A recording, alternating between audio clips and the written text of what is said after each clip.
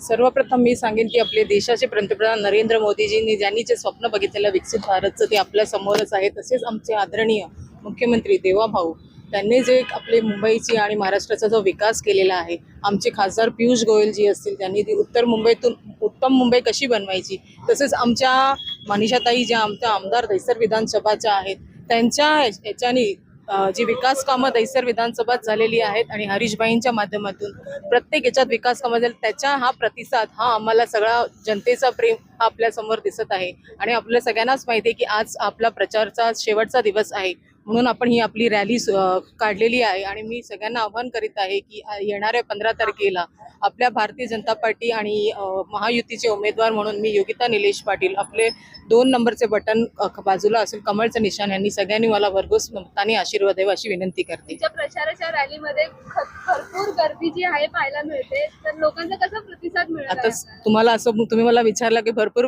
Rally आहे म्हणजे लोक आहेत, तर तुम्हाला कळलं पाहिजे की हे सगळं प्रेम जे हे म्हणतात ना थोडं थोडं ठेम ठेम साचे तळस, तसंच हे काम केलेले आमचे आमदार असतील खासदार असतील आमचे नगरसेवकांनी जी केलेली कामं आहेत त्याचाच मला हा आशीर्वाद आणि हे मिळत आहे। स्थानिक लोकांना काय आव्हान कराल 15 तारखेला? मी एवढंच सांगेन की स्थानिक लोकांना की 15 तारखेला लवकरात लवकर उठून सगळ्यांनी आपलं आपलं मत लवकरात लवकर कास्ट करावं आणि आपल्याला आशीर्वाद द्यावा भरघोस मताने आणि 2 नंबरचं बटन दाबून कमळच्या फुलाच्या निशाणाच्या खाली बटन दाबावं।